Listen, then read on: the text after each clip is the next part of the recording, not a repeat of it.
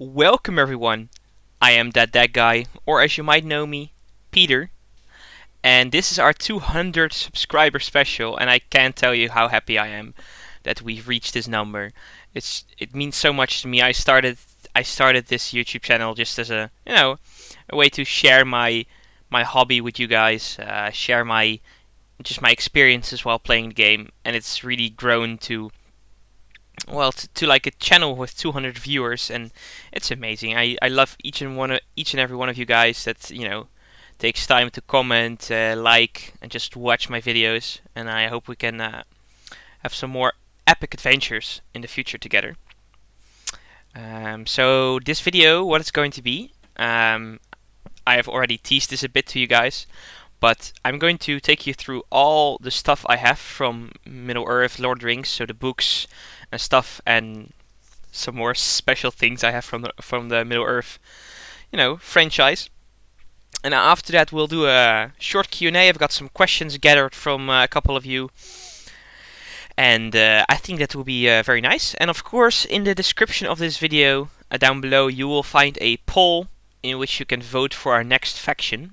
I will play that faction twice a week, so Monday and Friday will be that campaign, and then Wednesdays we'll continue the Dol Amroth campaign. I might make those episodes a bit longer, the Dol Amroth campaigns, because I only uploaded it once a week then. But we'll see, we'll see what you guys like and stuff like that. So, jumping straight in, I'm going to take you through my my impressive book list. It's pretty high. It comes, you can't see it because it's just about outside of view for you guys, but it comes up to here. So, and it's pretty big. But what we're actually starting with is not a book, but I purchased this recently, and it is a Tolkien calendar for 2023. It's not 2023 yet, but they didn't have the 2022 ones anymore, and it's just awesome. Each month has awesome artwork, like this. You can really see it, but it's artwork from Thingol and Melian in the forest of Nan Elmoth. I'm gonna look, or the Misty Mountains. Yeah, you can see that, the Misty Mountains, and it's gonna look so good. Just hanging up in our I don't know which room we're gonna hang it up yet. Let's see what I'm gonna take you through. I'm not gonna take you through every of these slices, just the ones I think are the most most captivating pieces. But this one is nice to mention because it's about Tuor in the Fall of Gondolin, and you can see him standing on top of a cliff and looking on the ocean. And the title is "And his heart was filled with longing." From the Great Sea. Let's see. No, there's a couple of very epic ones. No, come on. Which one? Oh yes, this one. This one is awesome. It's an art piece by Justin Gerard, and it's Glorfindel and the Balrog. I will get it a bit closer for you guys. Look how awesome that looks. Yeah, it's, you can't properly see it, but this is actually from the Fall of Gondolin, and this is one of my favorites, and it's actually my month because I'm born in September. It's my birthday in 10 days. And I also really like this one of Morgoth and the Silmarils. It's also by Justin Gerard. Can't properly see it, but here in the top you can see Morgoth holding the Silmarils in his hand. It's just pretty cool. It's pretty cool artwork, and I'm really gonna enjoy having these. And I think there was another one which I really enjoyed. No, I think that was it. But yeah, so that's the calendar. Get it if you can. I'm pretty sure it's for sale.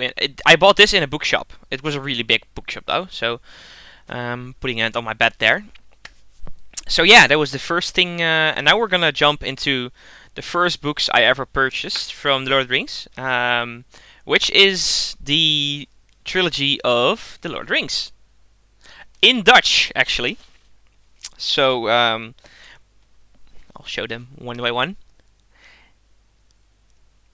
So this is the first one. It's the Fellowship of the Ring. It's just, not a very special cover. It's in Dutch. I bought this, I think, when I was around 12-ish. After I saw the movies with my oldest brother, he's like, "Yeah, I've got some movies I think you'll enjoy."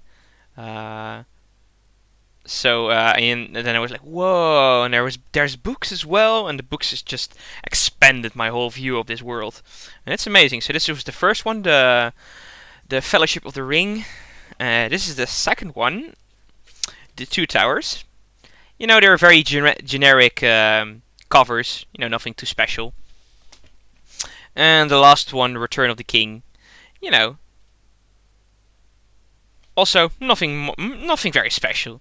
But they were the books that got me into the whole Middle Earth, and so they hold a special place in my heart. And I might be able to pass them on to my child or children when when their English isn't quite as good yet to read The Lord of the Rings in English, so I can make sure they read it in Dutch, which is And then I've got The Hobbit. It's also a very generic. I think this is edition after the movie came out, so it's a movie cover, as to say. So you can see Bilbo in the front of his, in the Hobbit hole. And this is also in Dutch because, like I said, I started in Dutch. And it's quite funny because the names in Dutch are so crazy. I'm just gonna take a quick sip of water, guys. I hope you don't mind. But the names in Dutch are so funny. Let me see if I can find one. So you've got, of course, Bilbo Baggins in English, and in Dutch it's Bilbo Ballings. So with an L instead of the G from Baggins. Is there anything? Just want to have a quick look if I can find some.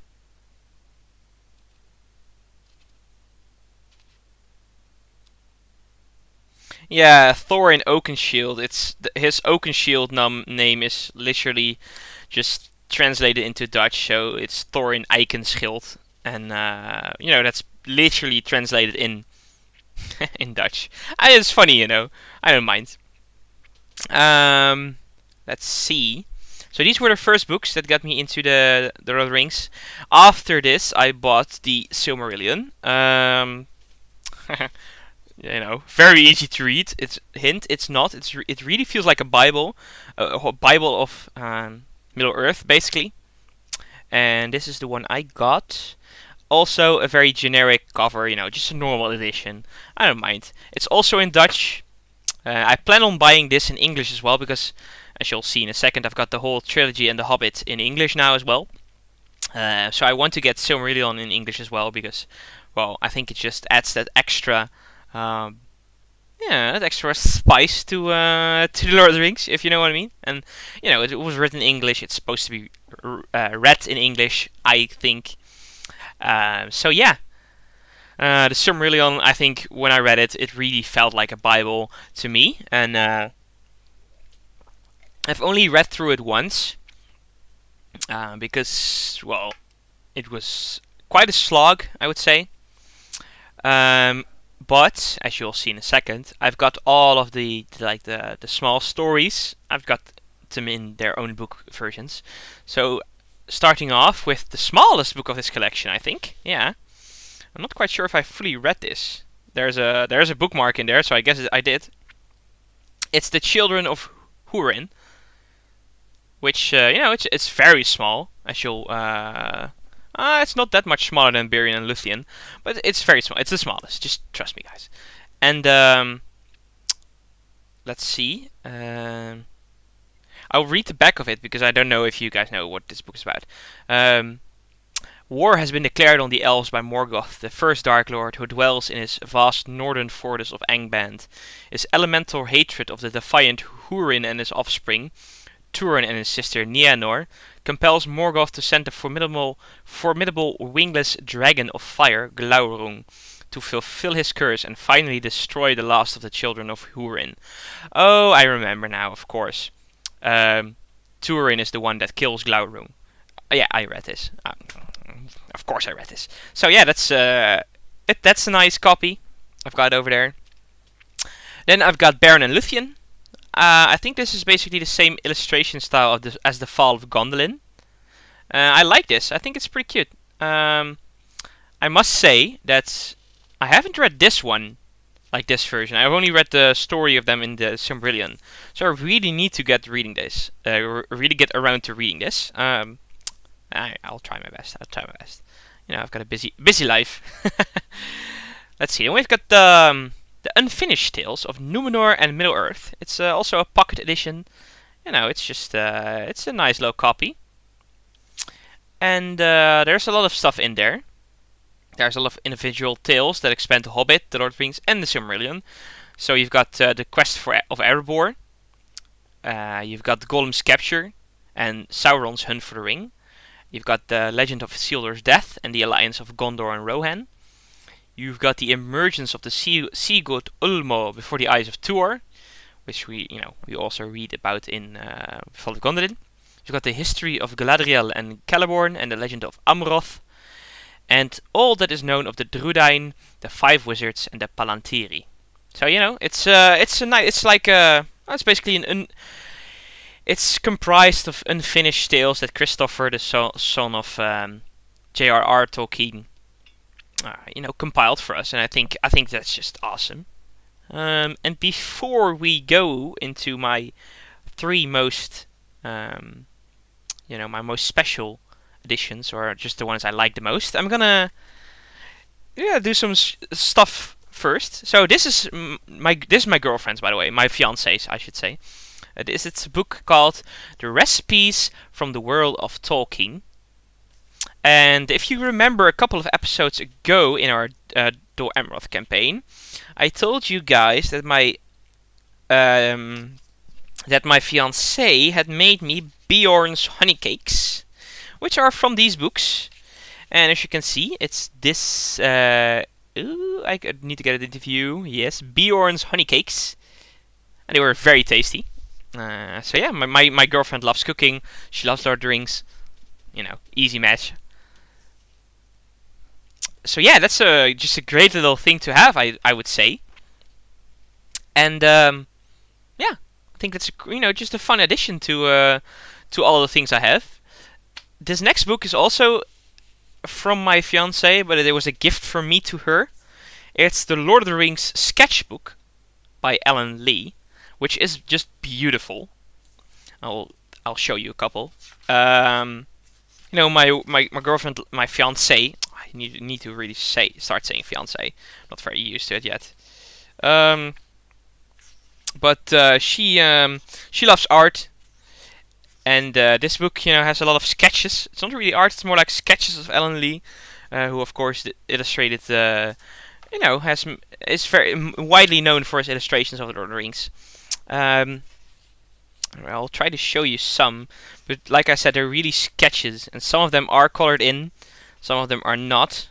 Let me see if I can get a good one that I can show you guys. Well, for example, this is a sketch of the ring wraiths, the Nazgul, which I think is sublime. It's just awesome. But these are all done in with pencil, so they're very very hard to see when I show them on video. So I invite you guys to look for them in buy this book yourself, so you can actually see what I'm talking about here.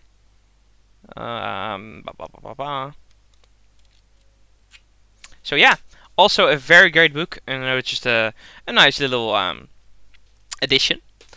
And then this is one I bought recently as well, together with the calendar. It's it's a selection and text with pictures by J.R.R. Tolkien. It's awesome. Look at this cover. It's a very distinct art piece, I think. And the back reads, "This collection of pictures, now reissued after almost 30 years, confirms J.R.R. Tolkien's considerable talent as an artist.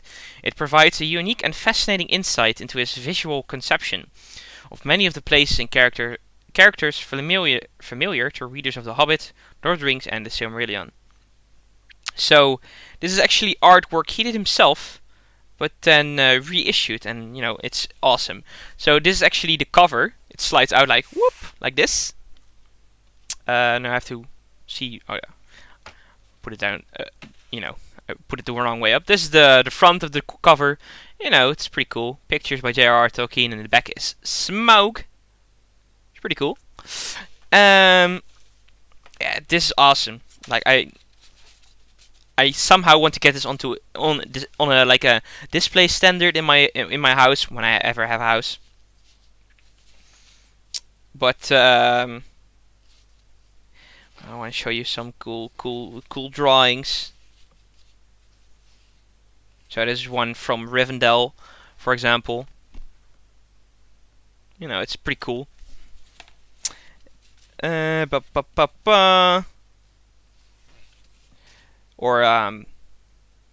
the Eagles.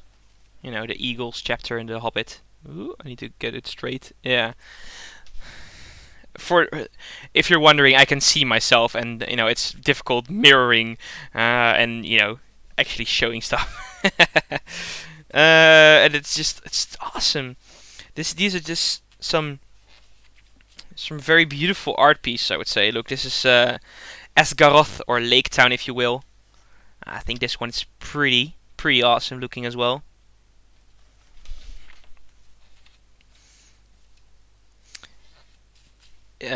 Smaug on his pile of gold. Also pretty cool. It's just it's a very nice art book, and it's just it shows that he wasn't just an awesome writer, but he also was very good at actually making art himself. Let's see if there's any other pieces I want you to see. Oh yeah, this is the mountain, which I am not very good at pronouncing. I will pronounce the English version. Mount Everwhite. It's the highest of mountains that guarded Valinor, and the highest mountain of Arda, upon whose summit Manwë set his throne. This is also a beautiful art piece, I would say. But in the Fall of Gondolin, we've seen it as Taniquetil, I think. I don't know. Amon Uilos. I'm sorry if I'm butchering these pronunciations, guys. And here you can see Gondolin. It's also a pretty cool art piece, I would say.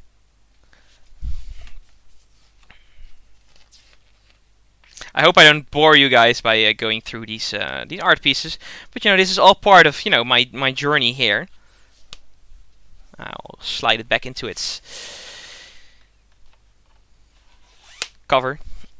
I'll put it on the thing next to me. Ooh, it's so big. This is also one of my most recent editions, and this is well, the Lord of the Rings, the full volume of the Lord of the Rings, as you can see. Fellowship of the Ring, Two Towers, and Return of the King. And this is an awesome one. I really love this. It is so beautiful. It's so big, but it is so beautiful. Look at this. I love maps. I really want to get a map of Middle Earth in my living room. Look at how beautiful this is. And it just doesn't. And it also has illustrations. I'm trying to see if I can get you one. Oh, there was one.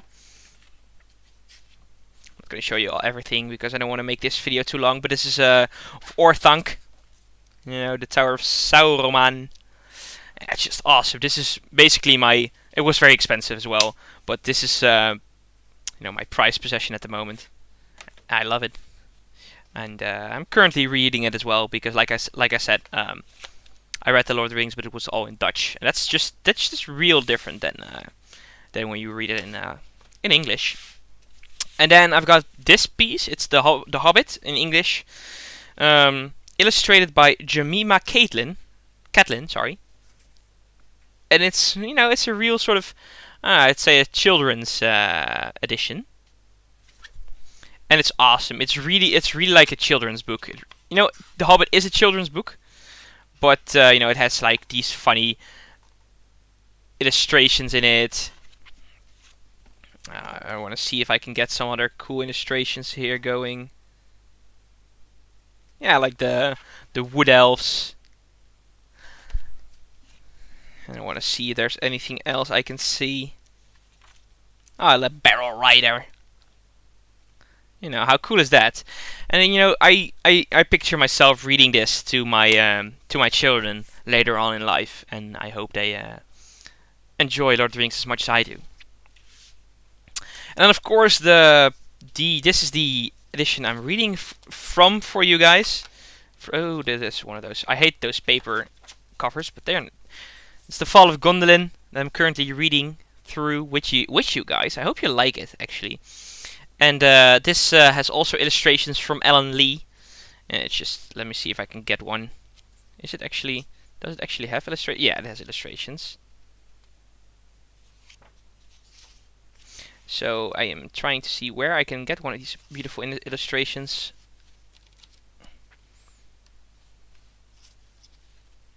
Oh yes, we already saw this in the, or a version of it in the calendar, but this is Glorfindel against the Balrog. If you can see it properly. So yeah, also a beautiful book. I got this from my brother, I think, when it came out, because it didn't come out too many years ago. So I'm also very happy with this book. Yeah, I love it. So these are all my books from the Lord of the Rings. So we finished that part of the video, and I can see we're already at 22 minutes. So I will try to not make it too long, but we've got a couple of things left. A couple of very exciting things, I would say. Get a slip of water before I start doing this. Because, as the big nerd I am, I have got Underrail. I got this from my fiance, I think for my 20th birthday, and it is awesome, awesome, awesome, guys. I hope I can get the markings to show. Oh yeah, look at the markings in the handle over there. Do you see them? Next to the golden parts? Yeah, it's awesome, isn't it? And I will pull it out of its scabbard now.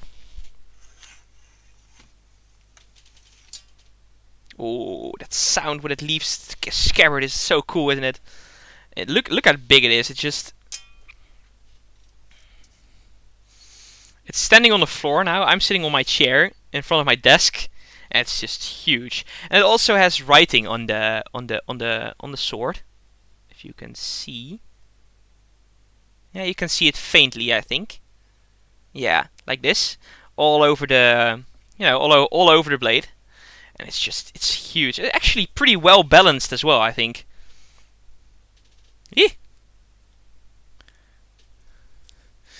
Last time I did this, it was see, it's pretty well balanced actually. And yeah, I'm very happy with this. If you're Dutch, my fiance got it on a site called Fabion. So that's Fabion. And they have all sorts of fantasy swords from all different franchises. They got Marvel swords, even The Witcher, Assassin's Creed, stuff like that. So I'm very proud of this, and I've actually used this in dress-up parties and stuff like that. Look how big it is. Look how huge it is, guys. Just that one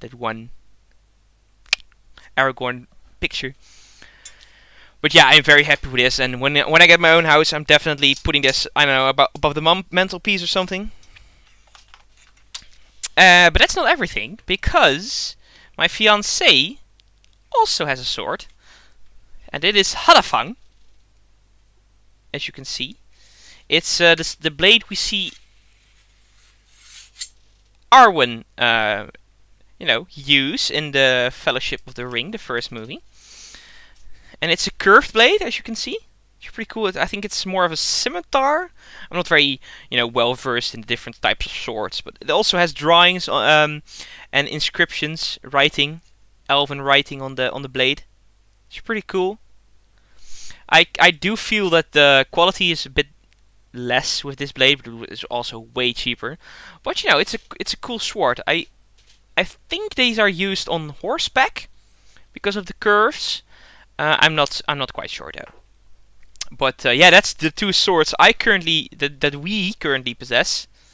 So don't break into my house, guys, if you somehow manage to find out who I am. I would not enjoy that. Or you would not enjoy that, because, you know, who brings a knife to a sword fight, am I right? So yeah, that's that.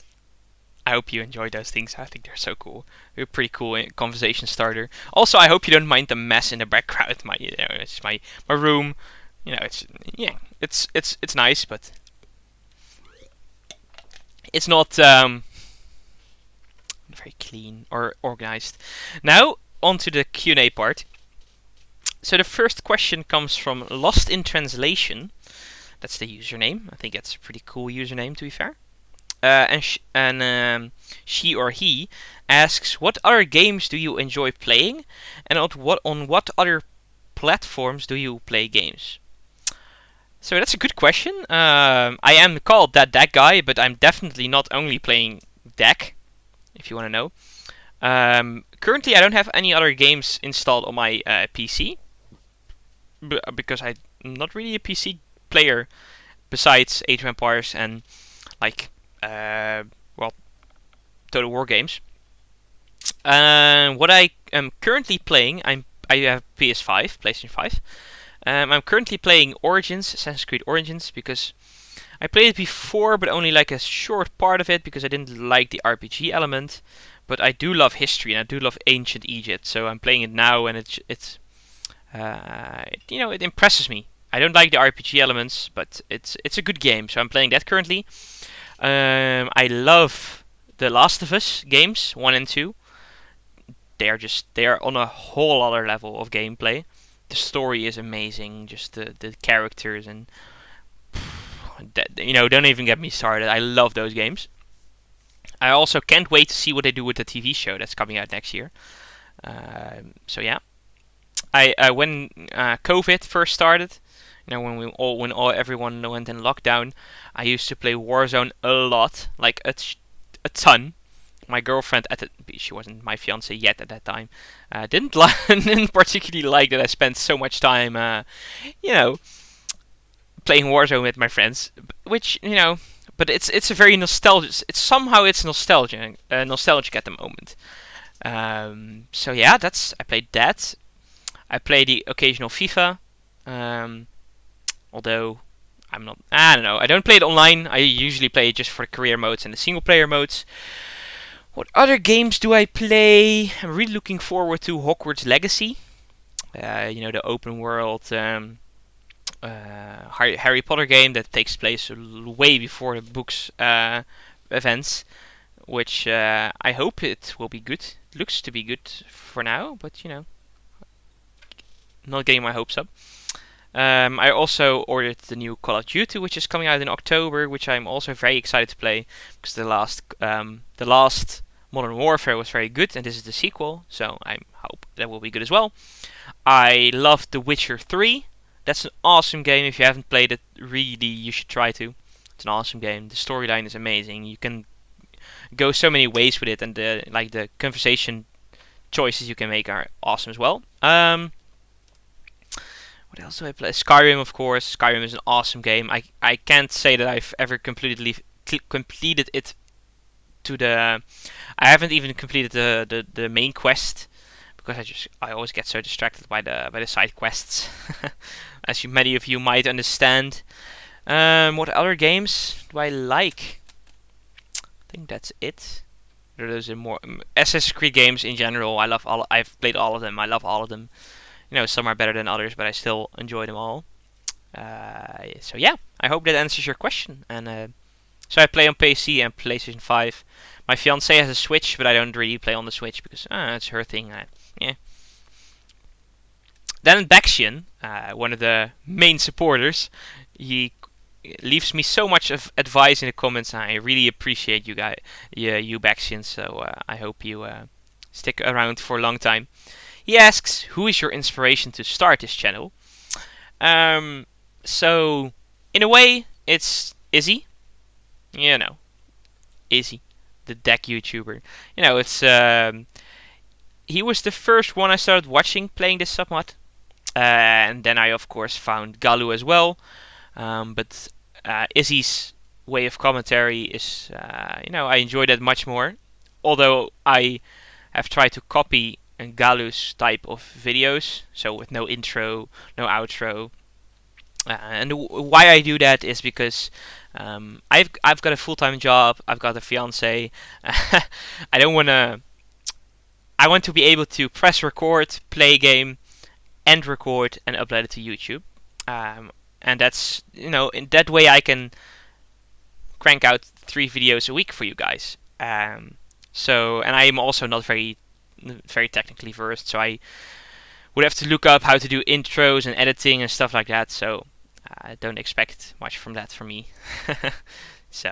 But yeah, Galu is definitely my inspiration to, Izzy is definitely my inspiration to start this channel.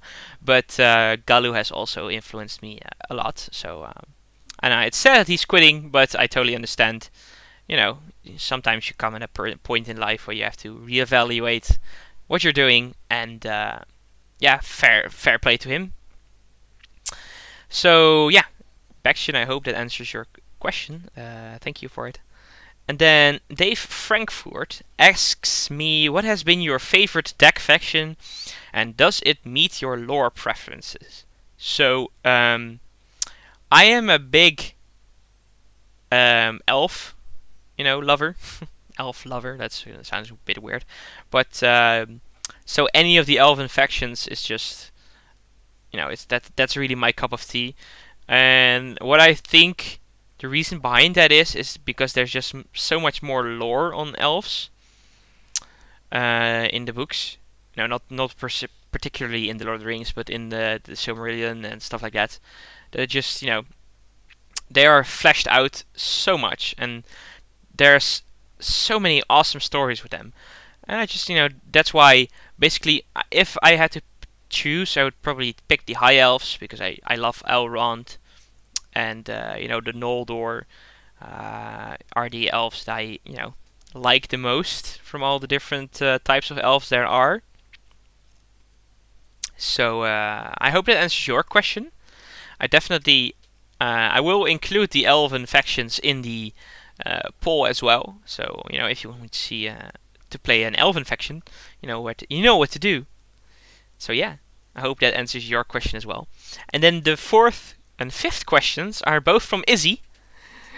So thank you very much, Izzy, for leaving these questions. And he asks me, how did you come into the world of Tolkien, and what was your first experience? I already briefly touched upon that when I was discussing the books. My oldest brother, he introduced me to the world of Tolkien.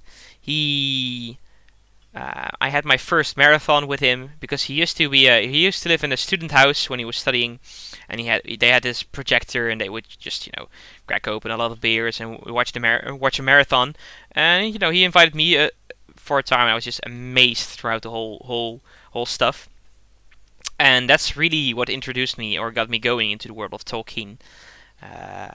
And I used to go with him when the Hobbit movies came out, which is not that long ago. I think it was 2009, 10, 11 or something like that. 3 years in a row. It was around Christmas. It was in December, I think they all came out. And that's really what made it special for me, sharing it with my oldest brother and my middle, because I'm the youngest of 3, 2 brothers, both older than me, and the middle one also likes Lord of the Rings, but he's not that big of a nerd as me and my oldest brother. So yeah, that's definitely what got me going, and that's also what were my first experiences. So yeah, I hope that answers your question, and keep doing what you're doing, my guy. I hope you stay with us for a long time. He also said, I've got a more difficult question for you. If you could change anything in Lord of the Rings, what would that be? Books or films? Or movies? So, if I would say the movies, I would probably say some. I would have liked to see Tom Bombadil included somehow into the movies. It didn't have to be the whole sequence because the sequence in the book with Tom Bombadil is quite lengthy. But just some mention, or that he gives the swords to Frodo, Sam, Merry, and Pippin. On that we see them use on the Weathertop, because in the movies Aragorn gives them to them. And I would also like the Scourging of the Shire to be included, but I understand why they do it this way, because this was a very emotional ending like this, and it always has me in tears, the ending of the Return of the King. But they could have maybe done some sort of small sequence, but then they wouldn't have done it justice, I guess. So, and in the books, I don't really know. I don't think I would want to change anything in the books, because some people think that Tolkien, because he basically can go on pages and pages about describing landscapes and stuff like that, and people would say, I would want to change that, blah blah blah. But I definitely wouldn't. It adds just to the the magic in the world of Tolkien, and for me that's very important, and I just love the books, and I wouldn't change anything about the books. So yeah, that's the only things I would change about the Lord of the Rings films. About the Hobbit, I mean, Tauriel, of course, was not in the books, but I did like her character a lot for reasons.